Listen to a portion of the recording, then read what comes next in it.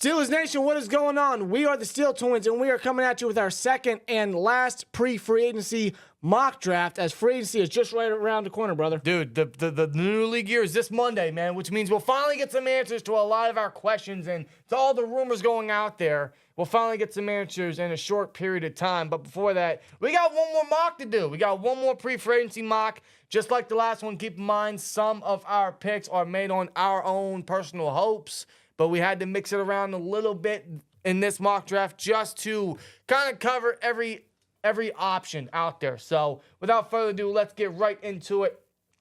With the first pick, the 20th overall pick in the 2024 NFL Draft, the Pittsburgh Steelers select Amarius Mims, offensive tackle out of Georgia. This guy's a behemoth, man. This guy's a freak. 6'8", 344 right tackle? Are you kidding me? This guy is massive. Now, I know there are some serious red flags with Mims. He's only started 8 games. He's only a one-year starter in that 1 year, which was last year. He was out most of the season due to injury, reoccurring injuries. In fact, he had tightrope surgery, which took him out for 6 games. And his injuries are just reoccurring. They are a concern. They are. So the injuries and the limited sample size, the limited starts, definitely draw some red flags with Amarius Mims, but it is still believed he's going to be a first-round pick come late April. And the Steelers are absolutely going to put this guy on the radar because, one, he's a Georgia Bulldog. They took another only one-year starting tackle out of Georgia just last year, so that's going to be no scare, no fear on their part. But you look at the size. This is the size of an Andy Weidl tackle. You look at the tackles he took in Philly, and Mims just fits that to a T. The guy is athletic. I know there's a small sample size in his tape, but the tape speaks for itself. It is phenomenal.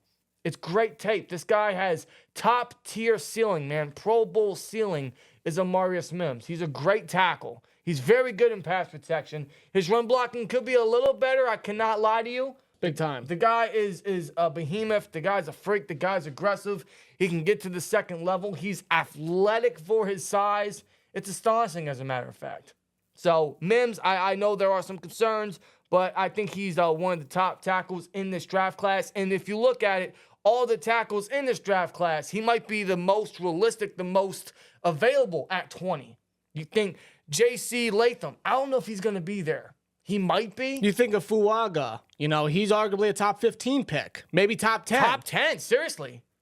I don't know if he's going to be there. I really doubt Fuaga's going to be there. Yeah, and when it comes to the red flags you mentioned, limited starting experience, the injuries with Mims, yeah, he could potentially fall down to the Steelers pick at 20, and if they want to get another Georgia Bulldog tackle, put Broderick back to left and get his teammate from when Broderick was at Georgia with Mims on the opposite side. You get the Bulldogs on each side to fill the tackle spots. I mean, you're golden right there. You're absolutely golden right there, man. Seriously. He only had 2 starts in 2022, starting the playoff games for them, and then only had 6 starts last year because of the injuries. And I think the red flags are a reason he could drop, and there's a reason he will be there, but I don't think it's going to shy the Steelers away when you look at the tape, the talent, the ceiling he has, and absolutely the size and the athleticism that we need at the tackle position. So I don't think the Steelers are going to be fearful of his limited starting experience and the injuries. No. They're going to look at him. He's going to be heavy on the Steelers' radar. And at 20, honestly, if you think about it, out of all the positions right now as we speak before free agency, he might be the most realistic option. Just going to be honest with you. So we go tackle in the first round, which is still a very likely option. I would like them to fulfill that in free agency, but that has not happened yet. Thus, we go Mims in the first round. Pre-free agency, but let's get another Bulldog bully in the black and gold. Absolutely. Gotta love it. Now in the second round with the 51st overall pick, the Pittsburgh Steelers select Zach Frazier, center out of West Virginia. The sign says it, draft a center. It doesn't matter if it's first or second round. You still got to draft a center. Zach Frazier is arguably the second best center in this draft class behind, obviously, JPJ, who could be a first rounder. He should be a first rounder, as a matter of fact. He has first round talent. I would say the same thing for Zach Frazier. I wouldn't be surprised if he's not even there at 51. That's how great of a center this guy is. Look at the physicality he holds. Look how strong he is at blocking in the run, in the pass. Look at his stance. Look how strong he is.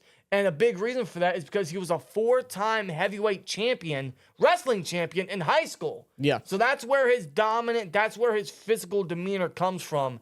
And that has a great background, and it shows why he's such a violent blocker, such a violent people mover on tape. He would be the center to fulfill that position for 10 plus years. That's the great talent that Frazier has.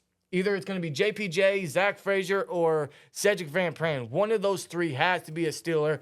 And Frazier in the second round is probably the most realistic fit for the Steelers and for what Arthur Smith runs. Just look how great of a run blocker he is. He's very dominant. He's got great size. He has a lot of starting experience at the center position, which, I mean, the Steelers really need to take that in consideration. They do. I know JPJ, who we mocked last week, only has 1 full year, which is not going to shy the Steelers away from anything. But if they really look at experience as a big factor, he has that. He has that to a great T. So Zach Frazier in the second round, the Steelers could definitely have him on the radar. Center's definitely going to be high on their radar. It would be very possible if JPJ is gone at 20, then they would have to take tackle in the first round. Thus, they might have to wait till day 2 to take a center. If that's the case, Zach Frazier is easily the best option if still available. If still available, that's the big if. If he drops that far, because he's probably the most pure center in this draft class, in my opinion. Yeah. I would probably have to give him that. He could go earlier, but he could fall. Again, when it comes to the draft, many draft boards are different. People that we think or that many of us project that go early just fall down for some odd reason. Yeah, the draft boards are different with any team. There's always players that drop for some reason. Creed Humphrey was there at our second round pick, and we still passed on him. So same thing could be said for Zach Frazier. I know there's a lot more center needy teams out there, but anything is possible come draft weekend. And Zach Frazier in the second round, I think, would be a home run selection, and he would fulfill that center position for the long haul. And just a man that just, is aggressive, is a bully at the center position, and just oozes toughness at the same time. Absolutely. And 38 career starts at center, man. If the Steelers really prioritize that as a great option there at center to fulfill that, then he holds that to a T. So Zach Frazier in the second round, very likely in the Steelers' radar if JPJ is gone in the first round. Now, in the third round, the Pittsburgh Steelers select Mike Sainristil, defensive back out of Michigan. Now, if you guys want a carbon copy of Mike Hilton, look no further than this guy right here from Michigan. Yeah, you want Mike Hilton back? You draft this guy. It's as simple as that. I miss Mike Hilton. I think we all do. I think letting Mike Hilton go was one of the biggest mistakes the Steelers have done in recent memory. Oh, easily. We're still suffering from it. Especially late in the Kevin Colbert era. We're still suffering from it. But look at Sainristil in the tape here, man. This guy is literally a carbon copy of Hilton. It's like this guy regenerated in younger form.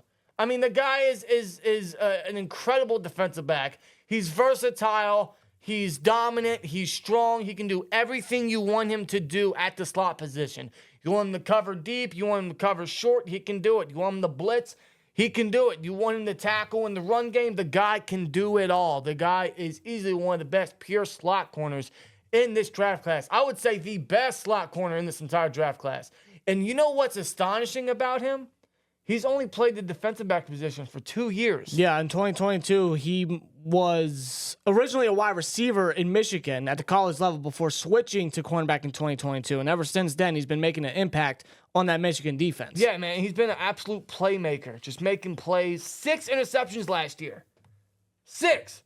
So he's got an eye for the ball. He's very aggressive when it comes to tackling his opponents in the run game and through the air. Just has a key eye for the football. Yeah, he's a magnet where the football is at. The guy is just an incredible football player. This guy is going to be an absolute stud in the NFL. Whoever drafts this guy is going to be getting an absolute stud, one of the best slot corners in the NFL. The guy is going to be one of the best. He has that talent. He has that ceiling. And what he's been doing for Michigan the past 2 years is astonishing. So Mike Sainristil is definitely going to be on the Steelers' radar. They need a slot corner. If they fill a cornerback too, then clearly the Steelers are still going to need a slot corner, and he's one of the best in the entire draft class. Yeah.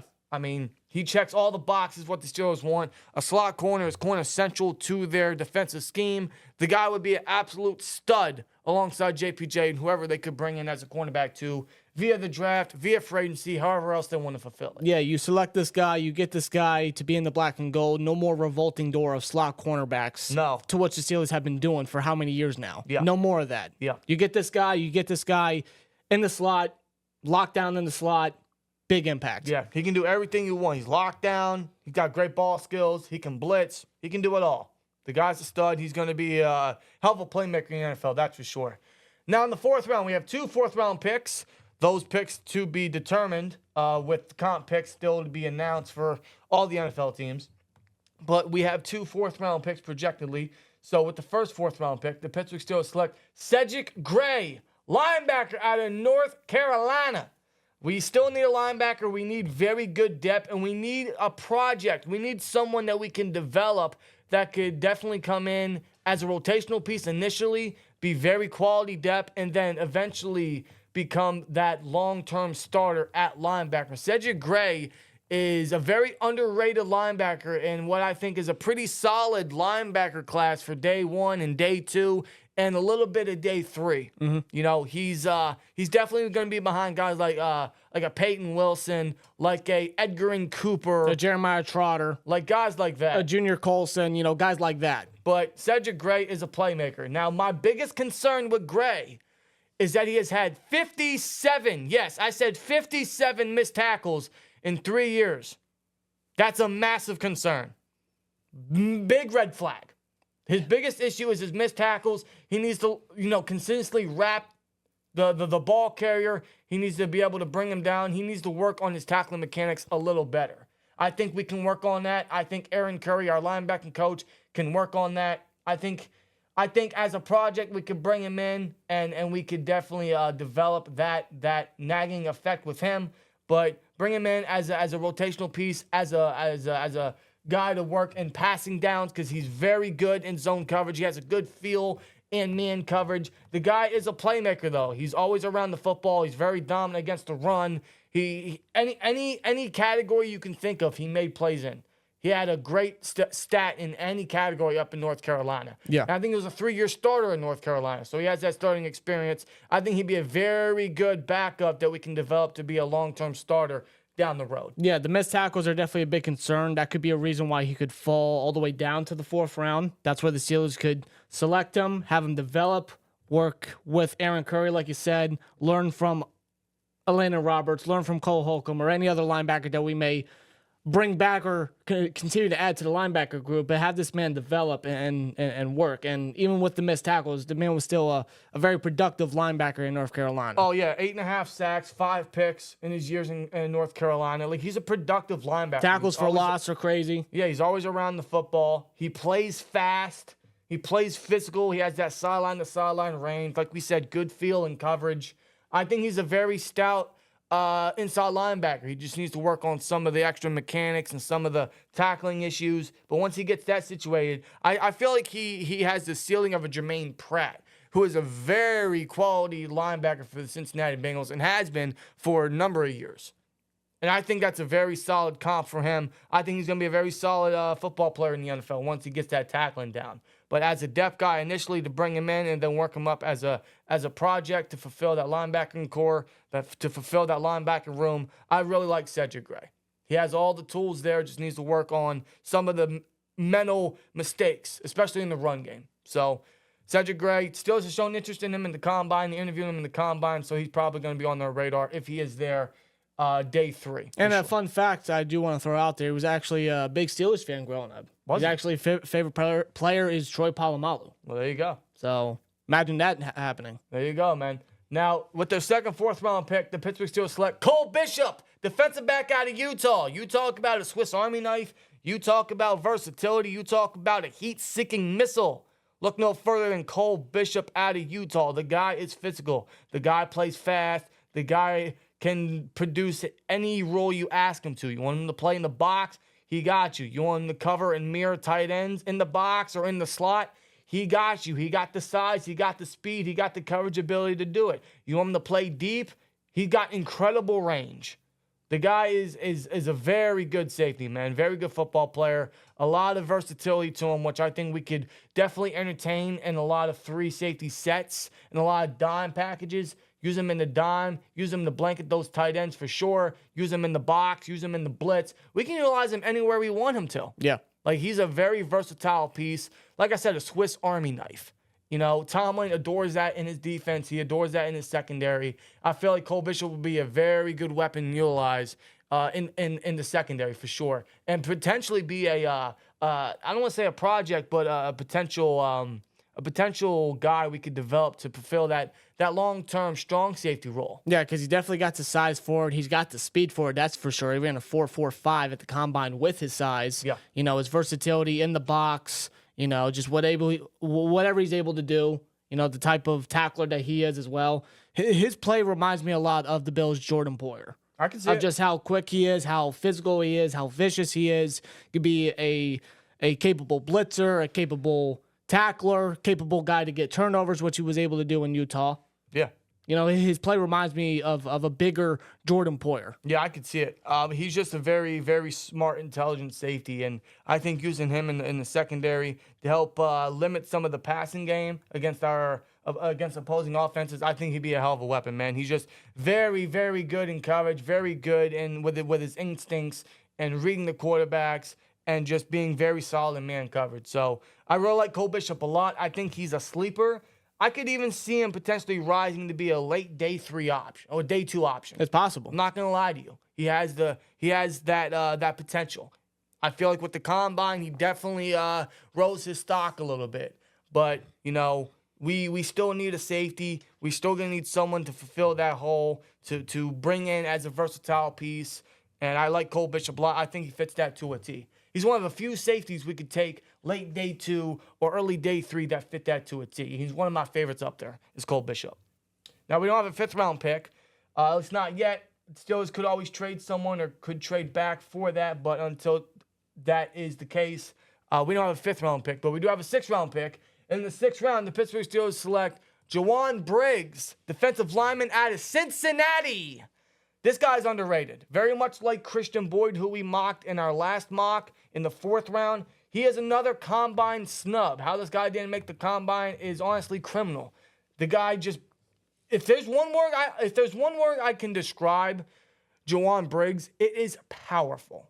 Strength and power is Briggs. The guy is just a physically dominant defensive lineman, a physically dominant prospect. He's going to be one hell of a rotational piece in the next level, man. You know, he played with Virginia his first 2 years at the college level before transferring to Cincinnati, playing his last 3 years there, and was a physically dominant guy along that interior defensive lineman, man. He didn't get a lot of sacks. He didn't get a lot of crazy stats there, but you know, he's able to stop the run. You know, he can get that initial pressure.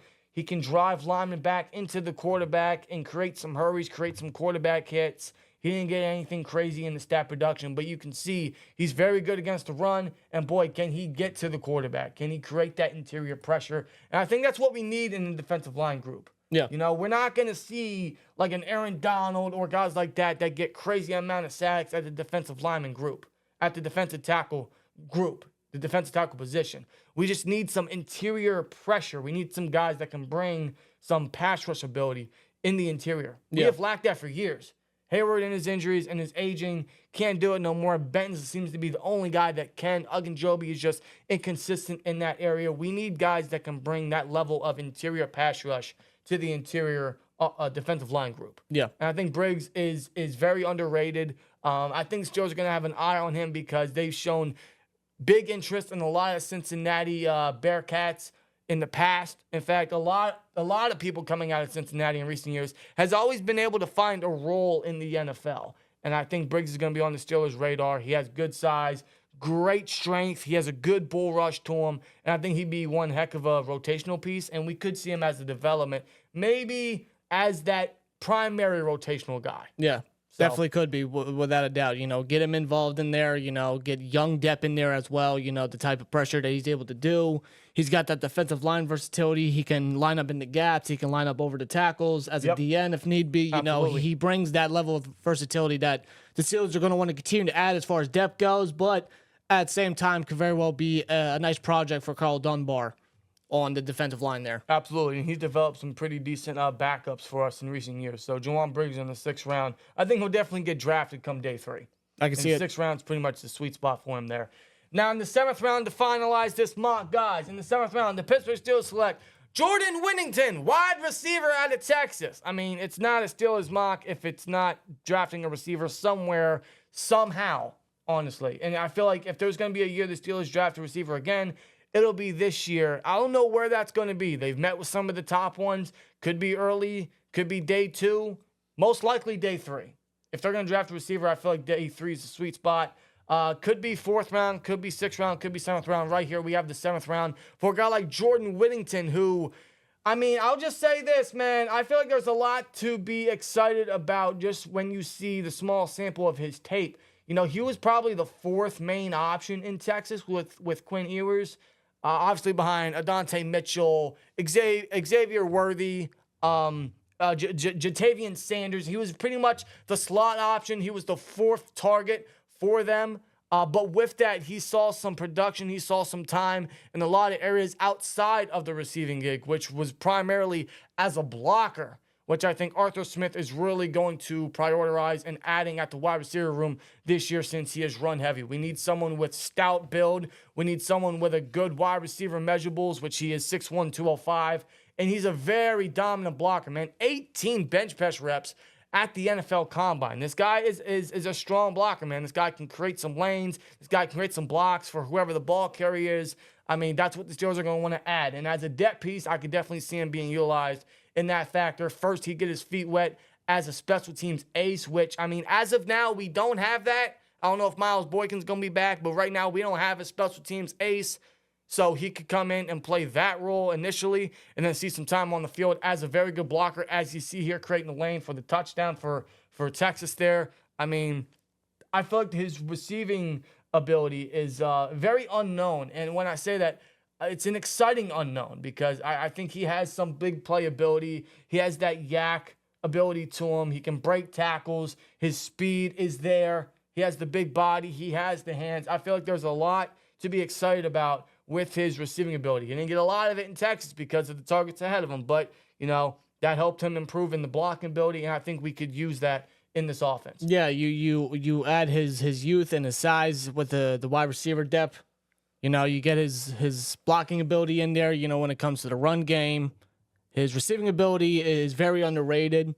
You know, he's also got a running back background at the same time. He does. You know? You're right. So he has that Swiss Army knife type of versatility. You know, when it comes to the jet sweeps, I know that's been overdone to shit in Pittsburgh. But you're right. But when it comes to that, I mean, here's a guy that is no stranger to doing such a thing, and he's been pretty solid at it due to his running back background. Absolutely. Yeah, he was a running back coming into Texas, and then I think after 2019, he moved to wide receiver, and, you know, it might be able to get him a draft selection somewhere day 3. I think he's worthy of it. And there's a lot of production coming out of Texas in recent years, in the upcoming years, and just this year alone, especially in the wide receiver room. And, you know, he was buried down there because of all the targets ahead of him, but I feel like he's still going to get a day 3 flyer thrown at him. He'll be a selection. And for the Steelers, they've shown interest. They're going to need a wide receiver of his measurables, of his build, and of his capabilities. And I think he'd be a nice depth piece. Get him started on special teams, and then we could see him as a nice blocker down the road. Yep. So I like Jordan Whittington as a day 3 sleeper, as a day 3 option for sure when it comes to the Pittsburgh Steelers. But that'll do it for our pre-free agency mock draft 2.0, our last pre-free agency mock draft, because, again, the new league year is right around the corner. We'll finally be able to get some answers, and hopefully some of the positions that we have been mocking, we won't have to mock anymore, such as tackle, maybe cornerback 2, maybe safety. I would hope so, and that would open up a lot for our future mocks and future mocks down the road for everybody. That would just help us, you know, not have to drop certain positions so later, like linebacker, like D tackle, like maybe wide receiver, like safety. I mean, who knows? Yeah. So hopefully with new league year around the corner, we'll get some answers to some of these positions, and maybe some of these positions can be selected a little higher in the draft. We can get some flexibility going, but, you know, that'll be in a week's time. We'll finally get some answers. We'll finally get to see what the Steelers are going to do and what holes they're going to fill and what flexibility they can add for the draft. But let's know you guys' thoughts down below about this mock. Let's know you guys' mocks down below. Otherwise, Appreciate you guys, man, and see you in the next one. Here we go, Steelers. And as always, like, comment, subscribe, and we'll see you later. Peace!